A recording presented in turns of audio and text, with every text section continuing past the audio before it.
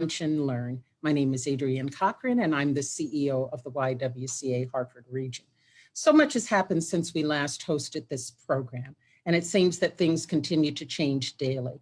But what hasn't changed is the disproportionate impact that coronavirus is having on Black and Brown communities, not only in Connecticut, but across the country.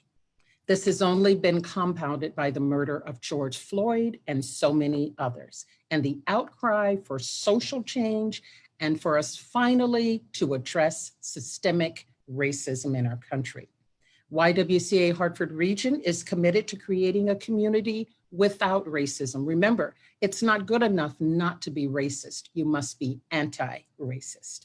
And of course, fighting the original pandemic, which is systemic racism. So there's much to talk about and much work for all of us to do. But today we're going to start by having a conversation with our wonderful guest. I'm so pleased to have State Treasurer Shawn Wooden joining us. So let me tell you a little bit about Shawn in case you don't know. Born and raised in Hartford, right, Shawn? That's right. National leader in holding those who invest in our state accountable. I love that. To ensure that those companies have policies in place that are addressing systemic racism. He's been in his role since January of 2018 and comes to the State Treasurer's office with over 21 years of experience as an investment attorney focusing on public pension plans. I'm sure that comes in handy. Shawn was born and raised in Hartford, as I said. He's a proud graduate of Trinity College, and he received his law degree from NYU. He has held leadership roles for the Mayor of Hartford, the State Commissioner of Social Services, and he is a former president of the Hartford City Council, State Director of Project Vote, and has served on the Connecticut Citizens Ethics Advisory Board, overseeing the Connecticut Office of State Ethics. He lives in Hartford with his family and is the proud father of two teenage sons. Treasurer Wooden, welcome to YWLive. Before we dive into the show, we usually like to ask our guests to tell us something that you want us to know about you. And with all the talk about social influencers, who were your influencers to getting to where you are today? Yeah, well, thank you, Adrienne, for inviting me on. It's always great to be with you, and I respect the work of the YWCA and the leadership, and particularly at a time like now, your voice, your mission is more important than ever. And so I just want to thank you right out the gate for that. Thank you. And you asked about my influencers. You know, I came up as a kid in the north end of Hartford. My parents, they migrated from Georgia, and I was the youngest of six coming up. And, you know, wonderful, wonderful parents. You know, I thank God every day for them. And they were big influencers, not just by what they told me to do and not do, as parents do, but as what they showed me in terms of a life of service. They were never, they weren't politicians, but they were people engaged in their communities and civically minded, right? And that's where the real fabric and strength of communities are derived from. That's right. And that's what I saw.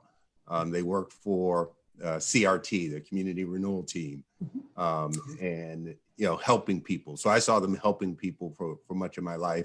And I also grew up seeing the pain of what many African Americans experience who, you know, grow up on the wrong side of the tracks, and you just start off behind the eight ball in many respects, and just having an acute sensibility for that, whether it's drug addiction, whether it's you know, criminal history in the system, but these are all kind of influencers that shaped me. And, you know, I think I became an activist in high school through a desegregation busing program in Manchester, Connecticut. It was called Project Concern. Now it's the modern day open choice program through CREC, but, you know, experiencing from third grade what it was like to live in Hartford and to get on a bus and to travel 2 hours each way to go to a school which seemed like a foreign land, to deal with kind of race and difference.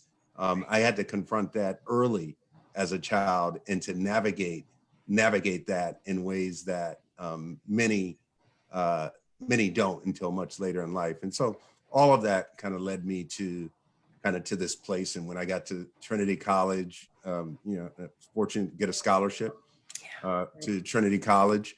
And again, kind of carrying on that engagement around race, around diversity, becoming president of the Black Students Organization there. So leading the protests and negotiating and understanding. So in many respects, I feel like the trajectory of my life, was kind of rooted in community and civic engagement.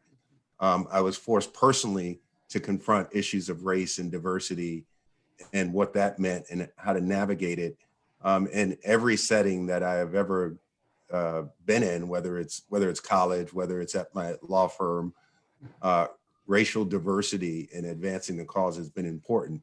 And so this moment now, where we sit, with America at a crossroads, in many respects, I feel like I've been preparing to lean into this moment for much of my life. Absolutely. And it's very clear that you have been leaning into it, and also that there were many people along the way that clearly this encouraged you.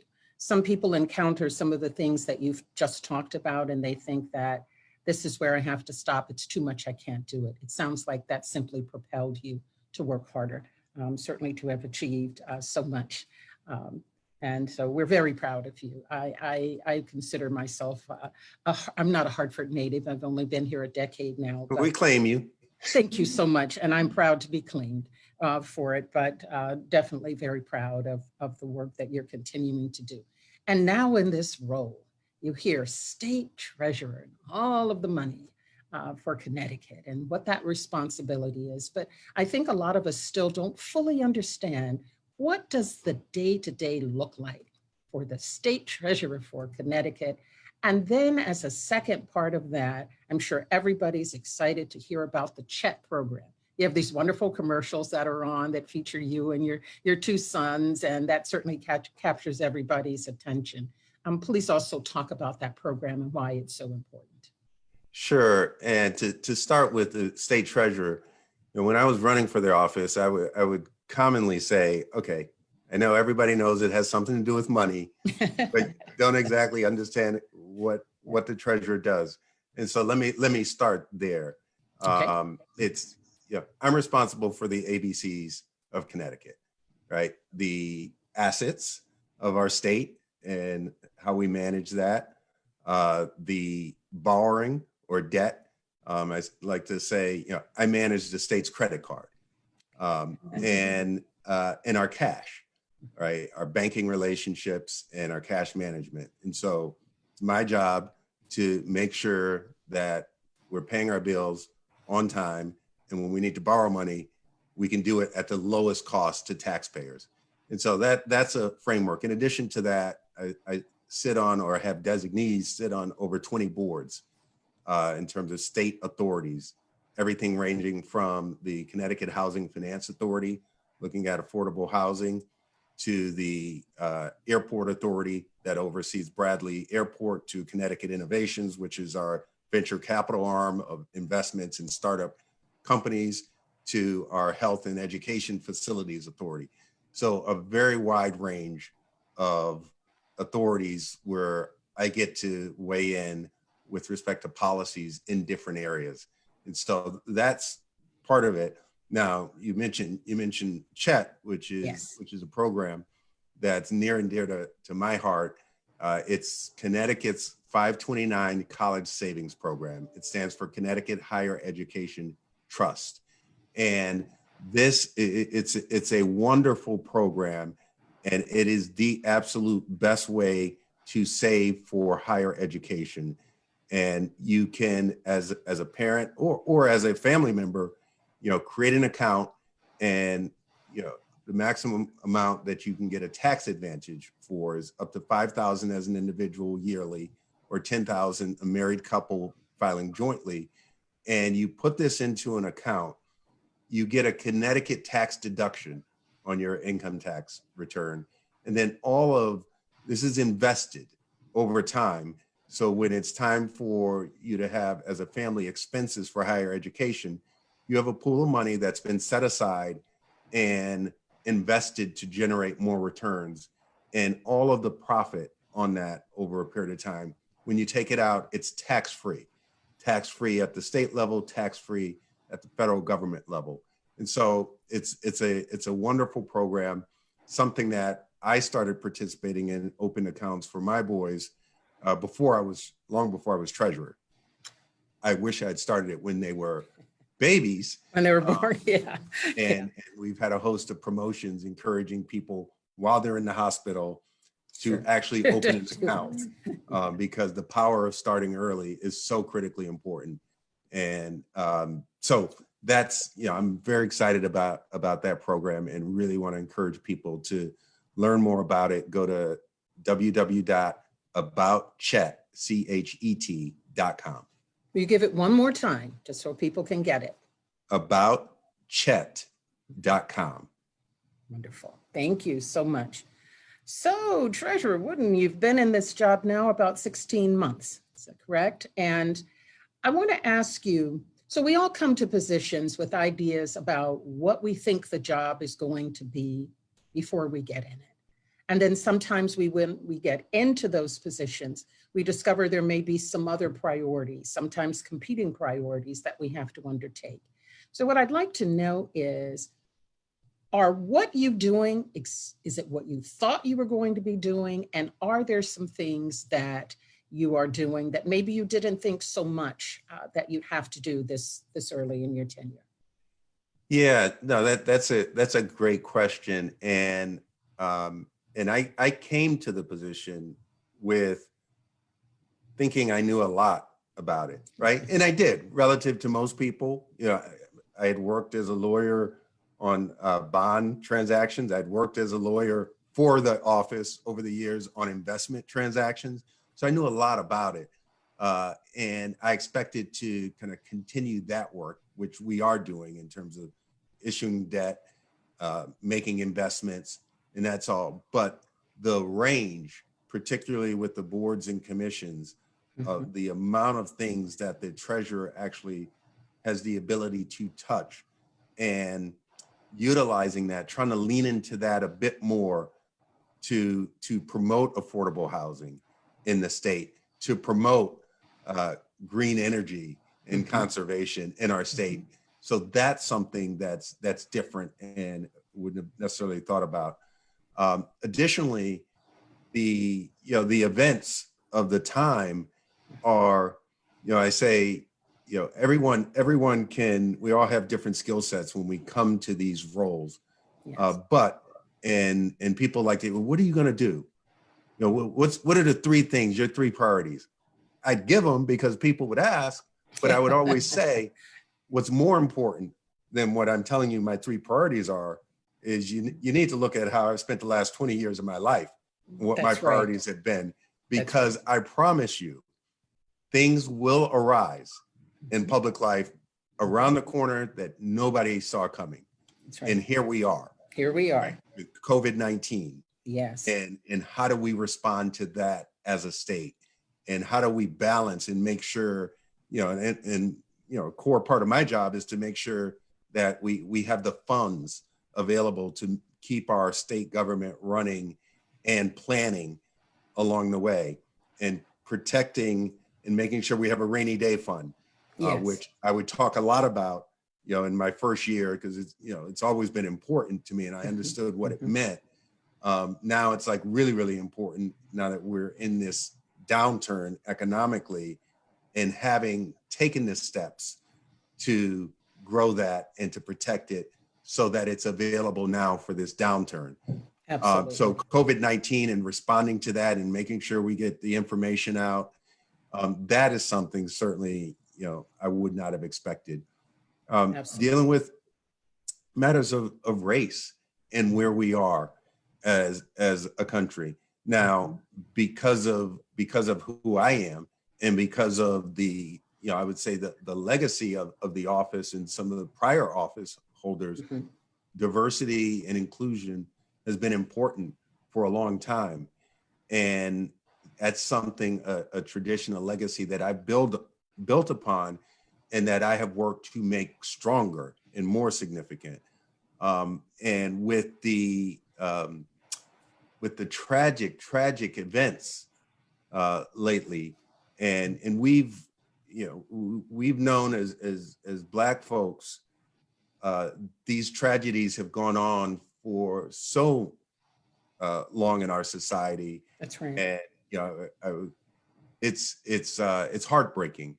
But more recently with Breonna Taylor and what happened to her, with Ahmaud Arbery, with George Floyd, and those 8 minutes and 46 seconds of America watching that, a man's life being taken from him on video with a live audience. That's right.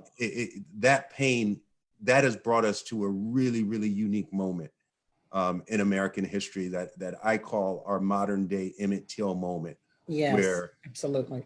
Where more Americans, and in particular white Americans, could see police brutality, could see racism, could see these things, and have opened up to, wow, that this is real. Yes. And all of that, right, has driven me to make the call to action to corporate America. And it's very interesting because there's been a lot of, since George Floyd's killing, that's when a lot of attention became focused on it. But I actually wrote an op-ed in the Hartford Courant. Yes, and I'm going to get to that. Okay. I'm going to get to that. But, I want to ask you, I want to go back just for a second when you framed Breonna Taylor, George Floyd, and you talked about, where we find ourselves in this moment. And so what I want to ask you, in your opinion, in your personal opinion, are we in another moment of much of the same, or are we now in a movement? And what drives your thinking in either of those directions? And I'm a student of history. In fact, at Trinity College, I majored in history. And so I'm very particular with the language we use around this. Yes. We've had a movement going on, right? And so similar to the civil rights movement and Emmett Till's death taking place within that, right? So the movement didn't start after his death. And I feel like it's similar now, right? When we talk about, Black Lives Matter, that's been a movement for a number of years. When we talk about all of these efforts. So yes, we are in a movement. And because of this moment within the movement just got a lot larger. And it's expanded the allies for the movement. And that's what we're seeing. And it is, as painful as this moment is, and scary in many respects. When I think about my own sons and what they have to contend with. And even when what prompted me to write The Piece is a conversation at the dinner table with my son about, is it safe for me to jog? Because he's a runner, my older son. Absolutely. And this is different in this moment. And I understand the cynicism, and rightfully so, of many to say, okay, maybe this is just a moment. But I truly believe that it is different. And in my conversations and in my engagement with CEOs, as a result of me calling them to step up and stand against racism, I believe that this is a different moment where we have greater possibilities. I would submit the greatest possibilities in my lifetime to actually make real, meaningful change on these issues.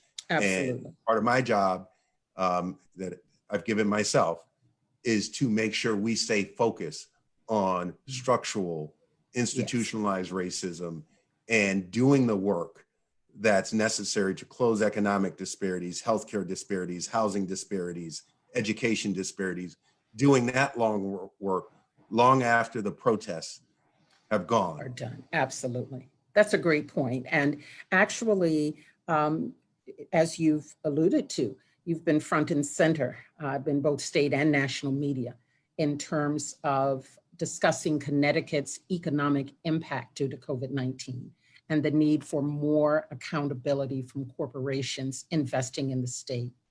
If you could just tell us a little bit more about that call to action that you were talking about in the wake of George Floyd, Breonna Taylor, and so many others' murder. What are your expectations from corporations, and how are you going to measure their ability to actually turn the promises, I would imagine, that they make to you because they want to do business with the state? How are you going to measure those words into true action? You know, my focus with them, the premise of the case I'm making here is that corporate America, you have a special place of Yes. power and privilege in our society, and you can use that in ways that are constructive, that are positive. Yes. I give examples of saying there is historic precedent for this, right? Whether it was helping to end the apartheid regime of South Africa Yes. some time ago, and leaning in with economic power, putting that to bear, whether it was in North Carolina with the bathroom bill that discriminated against the LGBTQ community and helping and leaning in to that along with other advocates. More recently, we look at Mississippi and removing the Confederate flag component. Yes. Yes. Redesigning their flag. And what a lot of Americans don't know is that they had economic pressure leaning in on them very recently. Yes. Their Southern Conference, they were going to pull all sporting events. And so that economic pressure in corporate America leaning in, that has all been very powerful. And so that's the premise, is like, you have the power. I know you do, because I'm a treasurer. I deal with you every day on Wall Street, and I see it. And now it's time to use it as it relates to America's original sin.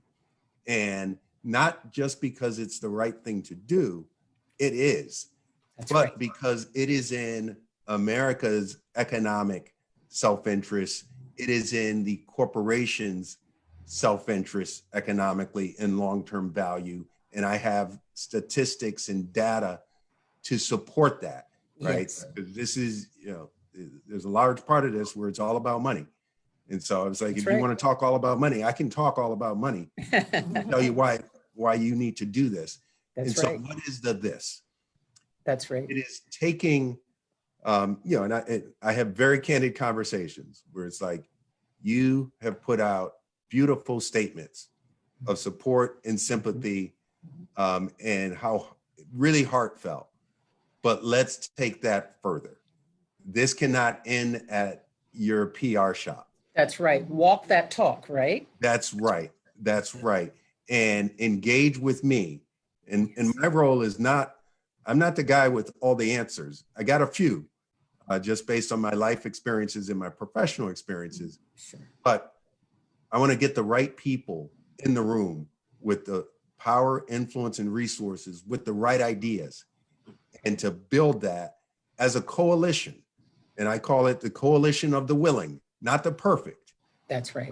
And because we don't have perfect. That's right. But if you are interested and willing, and you want to be for real in terms of making deeper, sustainable changes, right?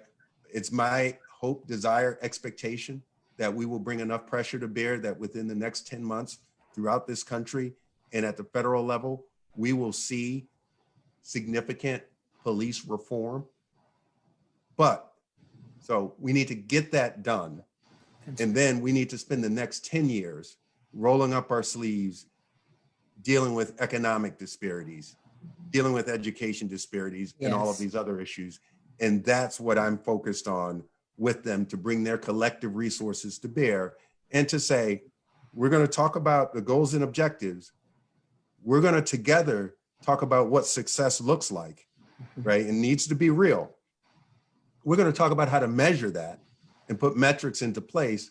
And we're going to have a partner, someone that's not a corporation, measure, right? I call it an accountability partner, a sustainability partner. Yes. And this has to outlive me in my tenure as treasurer. And I tell them it has to outlive your tenure as a CEO. This has to be structured and built in a way that's sustainable in the long term, because this is not a couple of months fight and effort, right? If you're real, that's right. Let's get real for the long haul, right? Right. And we as America, we are the country of innovation, yes. of opportunity. We, I believe maybe we still are, but I don't know with this current president, but we're known globally for our human rights advocacy. But let's talk about human rights right here in America, right here in Hartford, Connecticut, in Bridgeport, in New Haven, let's talk about it right here, because these are human rights that happen to coincide with our economic, for everybody that cares about the economy, our economic interests. And I'm going to give you a statement.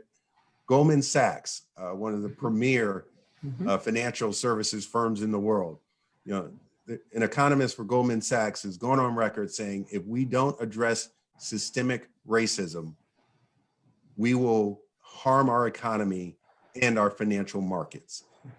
So this is not just those of us who want to do the right thing, but this is, if you want to do the right thing for our country and our growth in our communities.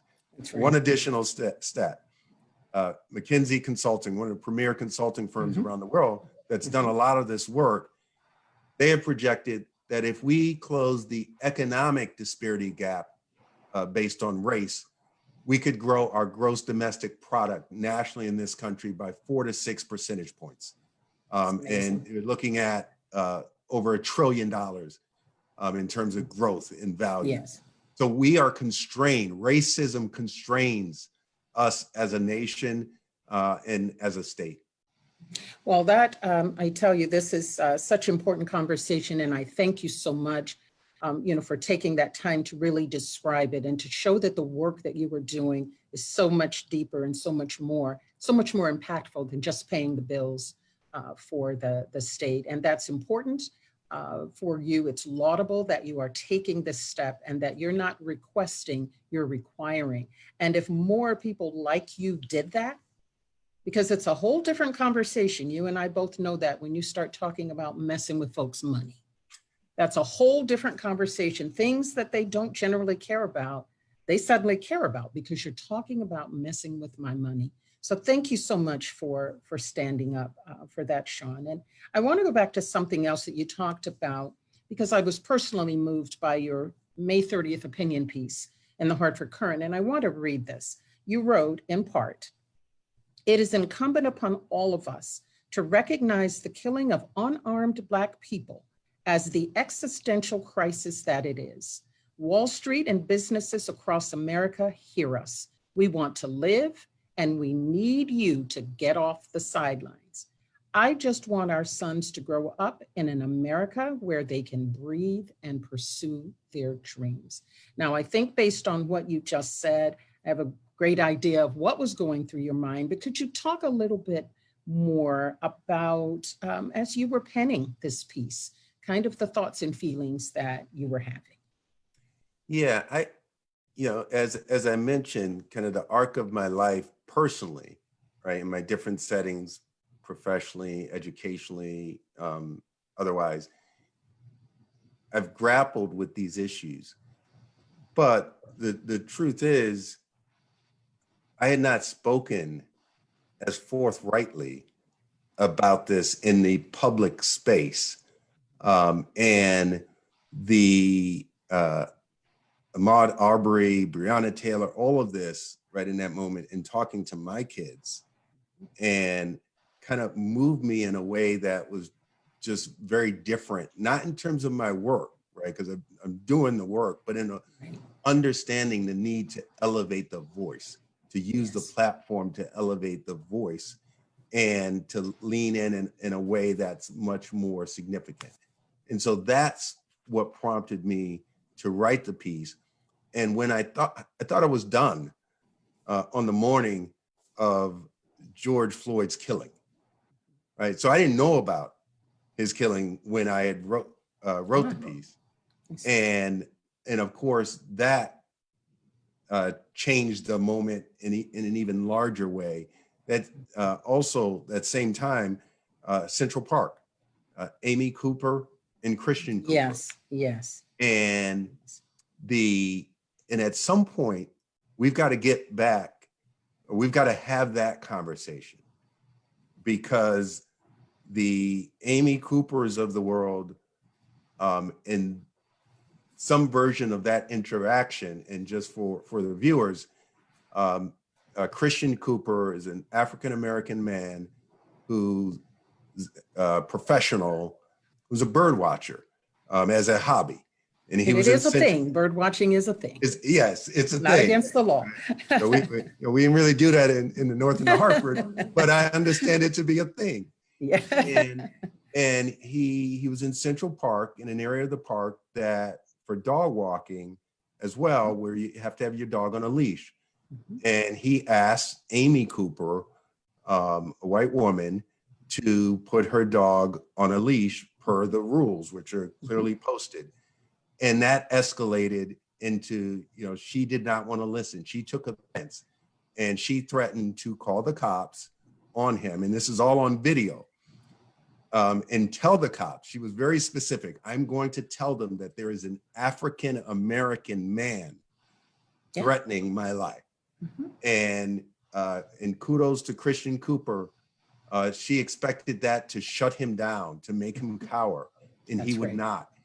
He continued rolling that video footage, and then she proceeded to do that. And it was another example of the gross weaponization of race. Yes. That takes place in our society day in and day out. And it's infrequently caught on video. Yes. But in this case, it was. And those interactions are so plentiful in different varieties. And they undermine kind of the ideals of who we are as Americans. And that's something that needs to be addressed as well. And so within 24 hours, she was terminated by her employer, Franklin Templeton, one of my investment managers that I do business with. Oh, interesting. Okay.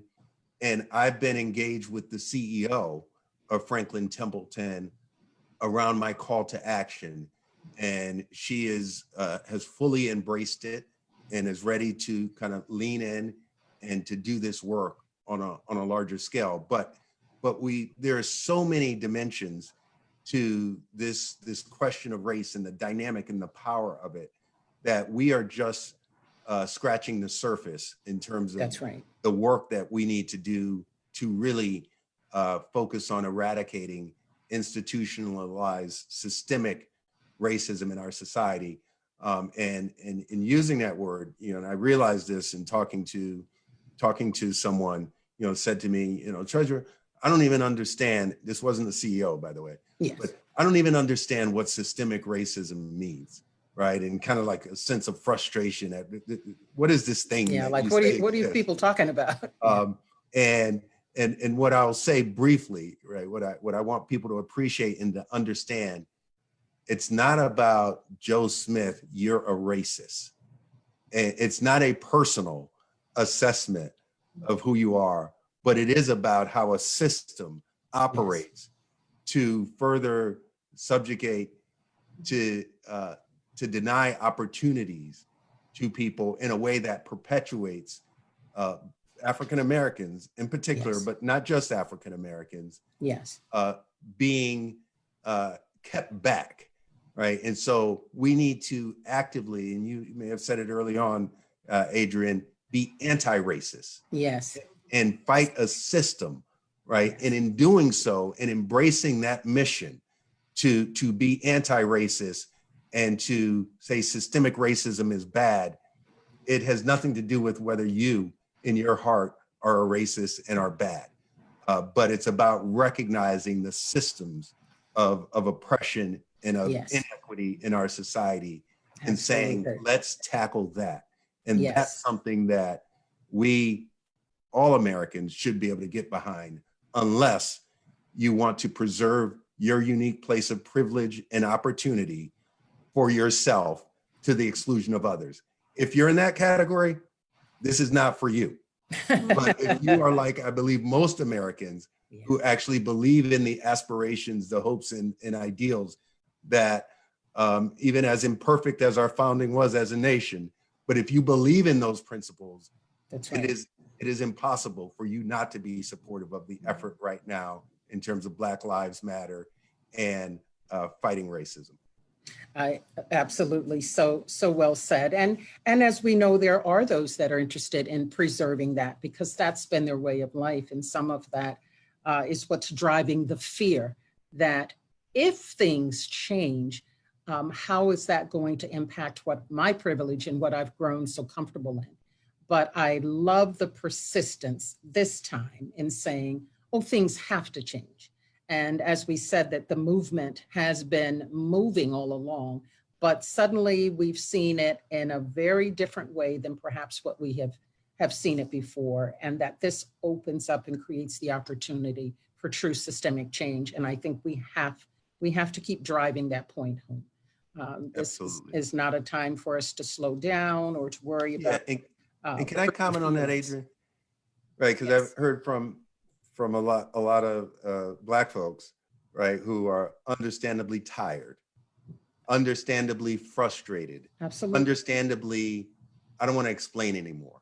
Sure. And my message to them, I'm tired too, and I understand why we're tired, but now is not the time to be tired. That's right. Now is time to redouble our efforts. We have a special moment in America where we can make meaningful change. Let's lean into it, and let's be open to those that want to be educated, that want to have insight on how they can make a difference. Let's continue the work we've been doing for a number of years. And even in our tiredness and exhaustion, find it in us to step up our game so that we can make changes for our sons and daughters and their kids for future generations. Thank you. That's a good point. What Fannie Lou Hamer said, sick and tired of being sick and tired, but that's now right. The time to stop.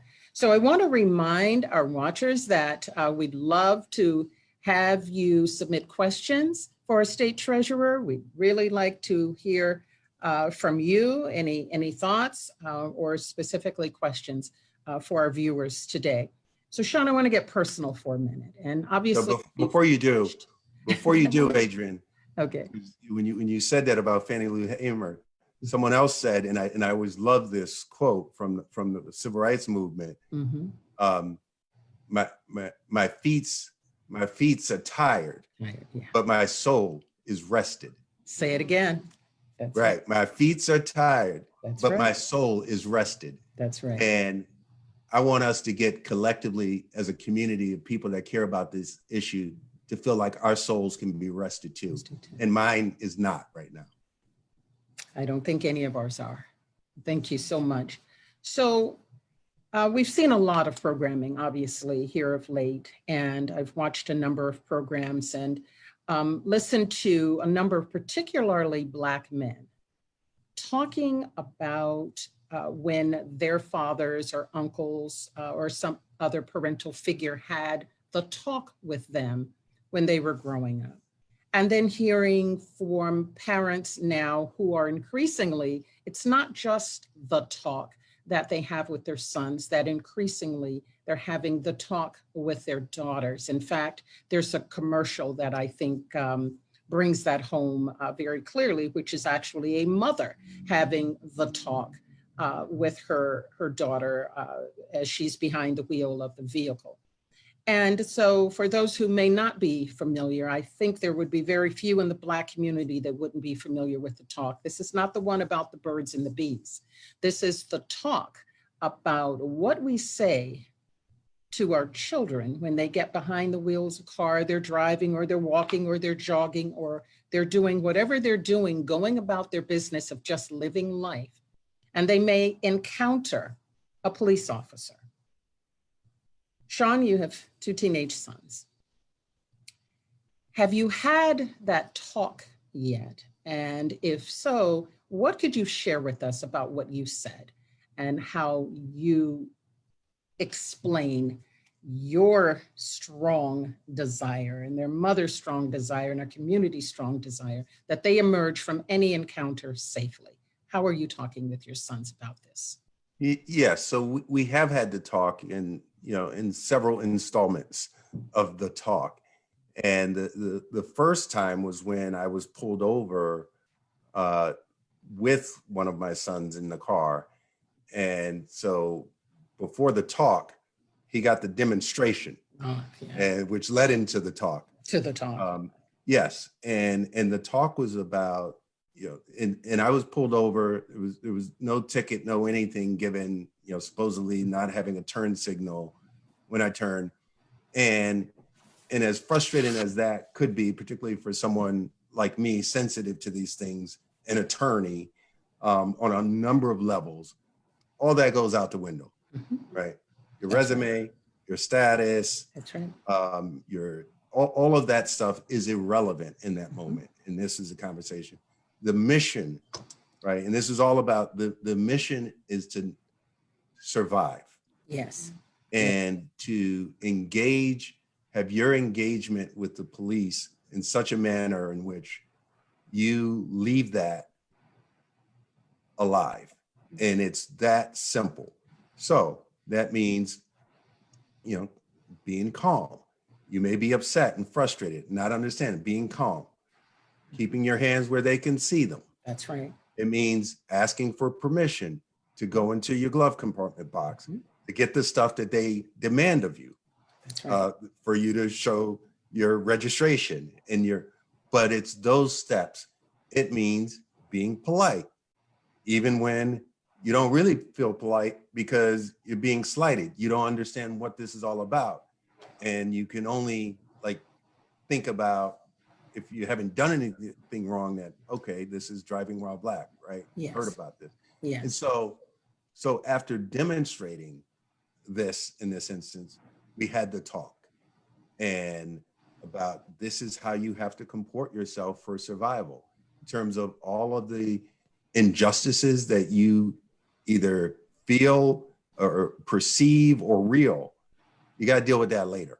Yes. And that's the foundational part of that talk, which is, you just want your kids to live, right? As I wrote, I want my kids to breathe, right? Absolutely. And that's pretty basic, but it's like, breathing in America for some of us has become under threat, or has remained under threat. Yes. And but that's been the nature of my talk with the kids.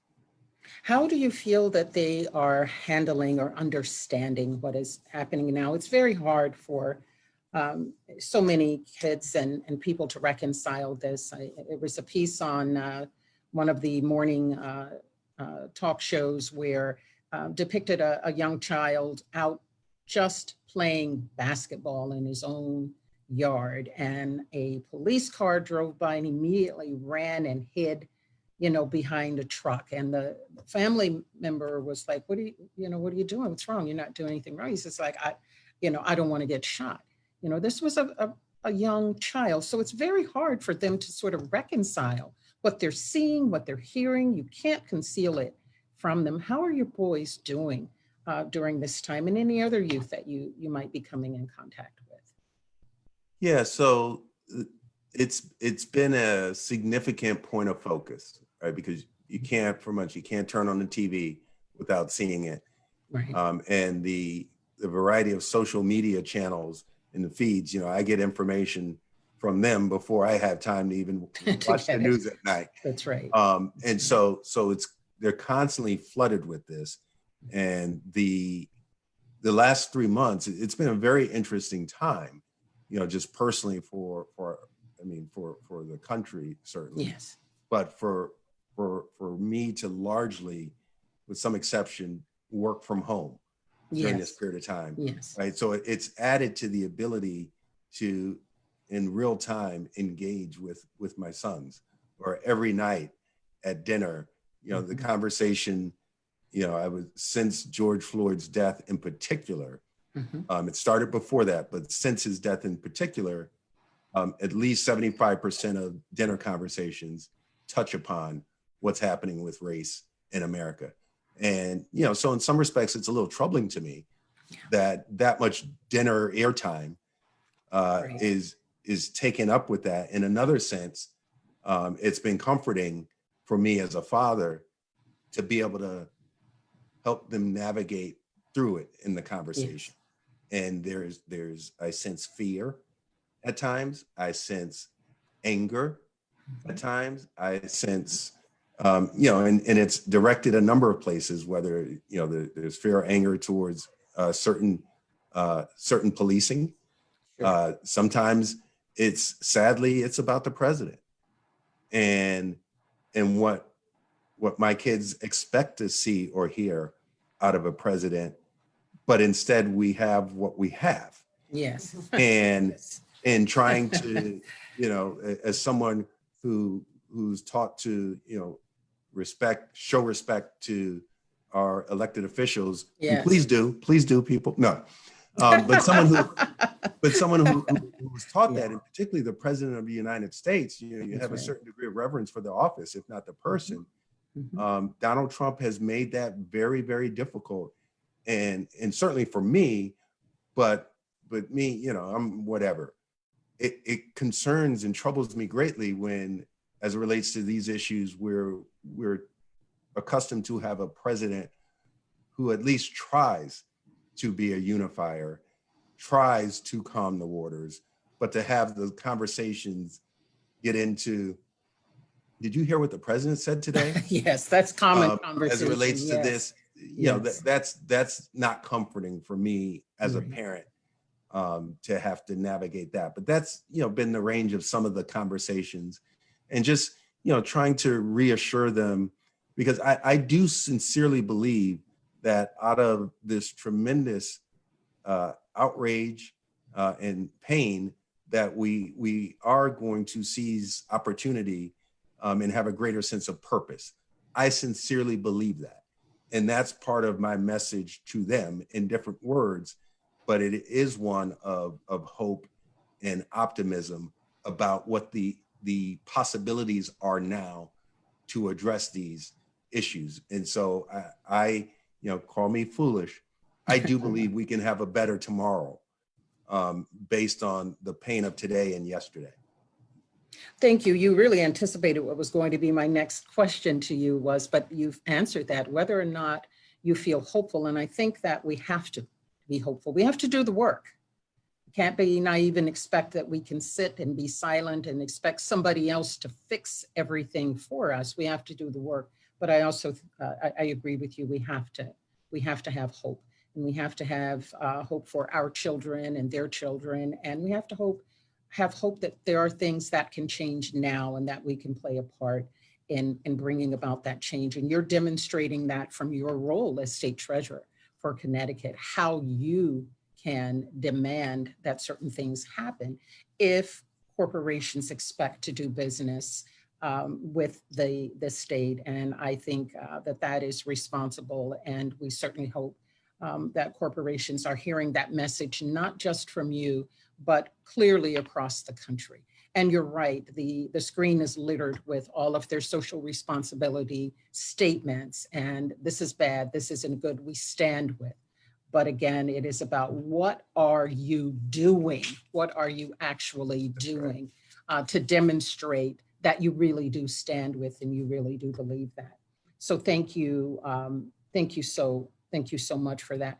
We did have a question about how long your corporate call to action and other departments in the state, and how that is going to perhaps play out in the special session, the upcoming special session, whether or not there's there's conversation, or you expect to be any conversation around that in special session? Yeah, and part of the corporate call to action is to organize corporate leaders to elevate their voice and influence as it relates to policy. Now, they're not the experts by any stretch on police reform and what we need to do. We have experts, we have thought leaders in this space. But what corporate leaders can do is elevate the importance of the issue for everyone, that this is Absolutely. Not a fringe issue. This is not a partisan issue. This is right. And that gives the policymakers broader space to operate in, and it puts pressure on them to say, okay, this is where America is. So that's part of the goal out of that effort, and how they would weigh in with respect to police reform and accountability and so forth. In this special session, the issue will be tackled. And one, I know there's been some question about it. There will be a special session that takes up these issues. Mm-hmm. Two, police reform will be addressed. The real question is, what is the scope of the special session on the larger issues around racial disparities, and whether or not it gets at some of these other issues such as economic disparities, healthcare disparities. We need to address all of it, and the time is now.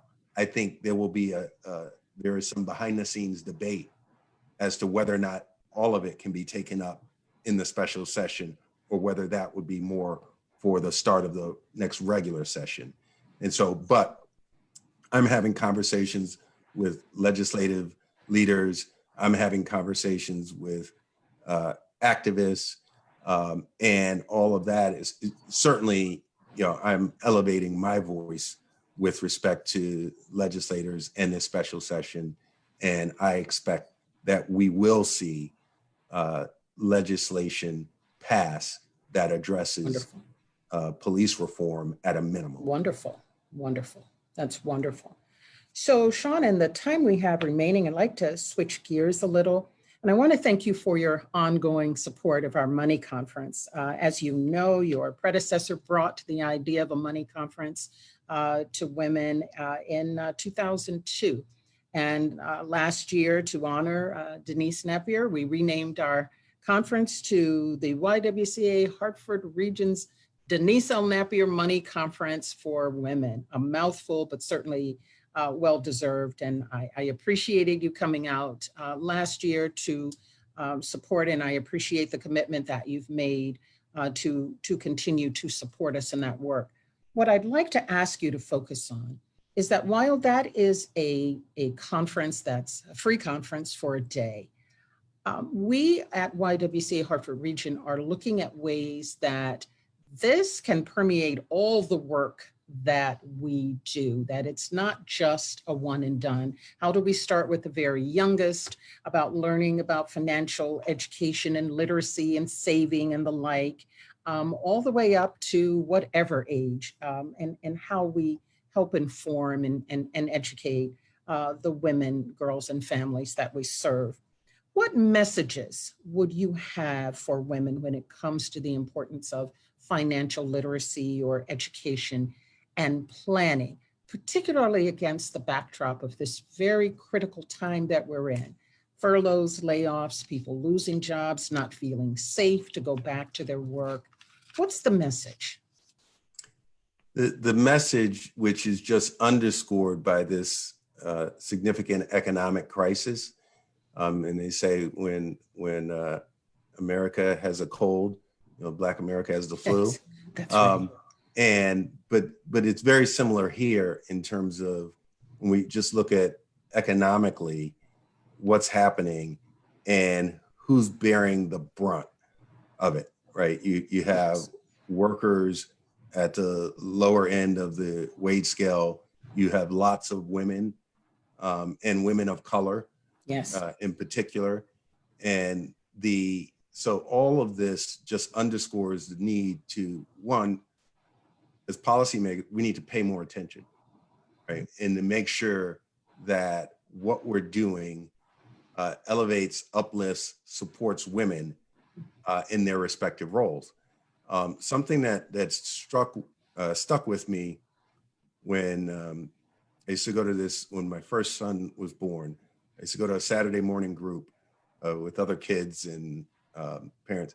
And the person who hosted it was Persian, and or some would consider Iranian, but I would say Persian with great pride.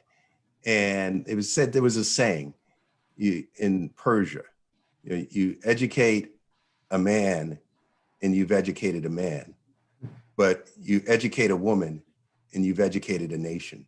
Absolutely. And I think that is a clear recognition of the significant kind of centerpiece role that women play in society, for families, for on so many levels. So therefore, when we talk about financial literacy and these various initiatives, I think financial literacy, particularly for women, is part of the empowering that the YWCA is about, right? And that's why the Money Conference is so important. And that's why your focus on Beyond the Money Conference, like in terms of what we should be doing.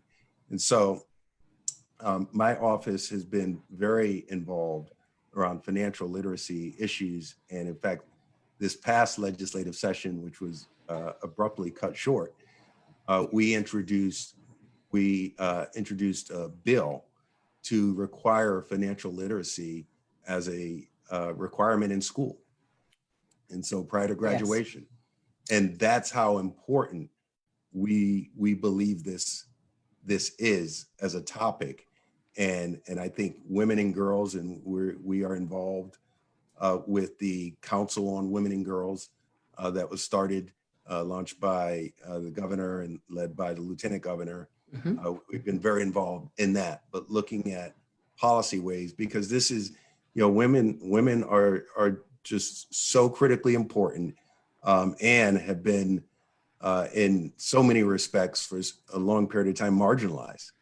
That's right. And even, just if we're going to keep it real, right, even the civil rights struggle, which we revere, many of us revere and talk about, but those of us who are true students of it, we understand the dichotomy and disconnect between all the women that made the movement work.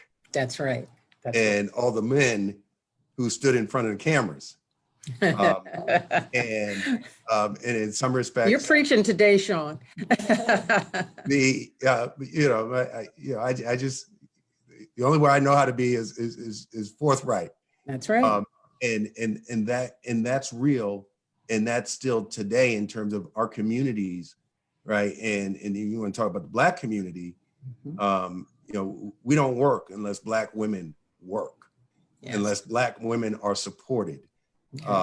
So that's real talk. And therefore, from a policy perspective, as we look at addressing kind of our community, we have to, a bedrock of that has to be addressing, supporting, uplifting women.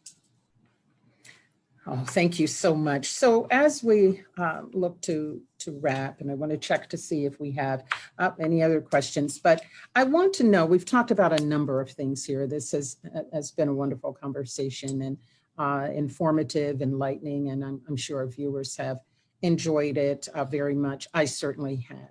Is there any message that as we close that you might want to impart? What do you want to tell the listening public, and what do you people to know not only about you that perhaps they haven't learned in the rest of this hour, but about the work that you're doing and the importance and why it's important not only to Connecticut, but why it's also important to Black and Brown families in the community? Yeah, so probably a few things I would note. One is that you think of this office and the treasurer, at least you have, as about money and numbers. But I want your viewers to know that fundamentally every day, all day, I think of my job in this office as about people and how to help people. And so it's not a narrow box. And that's why, I launched a responsible gun policy, to address violence, right? And responsible gun safety measures, because our community is dying due to violence. But Yes. that's what, so that's how I see my role in this office is not disconnected from people, but it's all about people, even as I dig into the numbers and try to make the best investments I can for the state. I also want to say, keep elevating your voices. Those of us in office, we need to hear from you. And there are those in our society who are very good and effective at making their point of view heard. Yes. But there are many communities, and this includes communities of color, that are not as good at elevating the voices and the perspective. We need to do that because it does matter. It makes a difference in terms of the outcome of policy decisions. And so if we can do better at doing that, Yes. it's important. And to quote a former president a few decades ago, he said, prominent activists said, hey, Black activists, hey, I want you to do X, Y, and Z. We help you get elected. Mm-hmm. His response was, go out there, organize the people, elevate the voice, and make me do it. That's the point. And but so that's important. And along those lines, you've heard this, every 4 years, certainly for the last number of election cycles, but there is no election that is more important, truly more Absolutely. consequential than this upcoming election, Absolutely. this November. And so Absolutely. let's not become complacent. And we have been, many in our community have been complacent about voting. Let's not become complacent now more than ever. In ways that you see, in ways that you don't see, the That's right. outcome of this election Yes. will truly change the direction of our country. Absolutely. And so come out, vote, do absentee voting, whatever you have to do, but make sure your voice is heard through your vote because it matters. Fourth and lastly, the census. And I want to speak to Hartford in particular, where I served as a city council president, where I grew up. Hartford is and will forever be my home. Hartford is not keeping up with the census count. All other communities are outperforming in terms of our response to filling out the census. And if we are undercounted, as we always are, right? In many urban communities are. But if we are undercounted, we will have less resources directed towards us as a community. And so it's critically important to, and this is, I'm speaking right now to Hartford in particular, but to every resident of the state of Connecticut, because it impacts the resources that we get from the federal government. Absolutely. Towards programs Absolutely. to support all of us. Yes. And so those are some of my messages. And in the interest of time, I won't go through the next 10. Well, next time we'll do a part 2, but those are good messages to end on. Absolutely. Vote. Every vote counts. Be counted in the census. It matters because it brings resources to our communities. So Shawn, thank you. This has been a wonderful conversation, great closing points. And I want to invite everyone to join us again on July 9th, when our Director of Community Engagement and Advocacy, Melinda Johnson, will be talking about the reality of labor trafficking. If you think that human trafficking and is not a thing in Connecticut, you won't want to miss this. Thank you again to our special guest today, Shawn Wooden. Thank you very much for supporting us in our YWLive Lunch and Learn. We're all in this together and we will get through it together. Thank you. Until the next time, everybody stay safe. Bye, Shawn. Thank you so Bye-bye. much.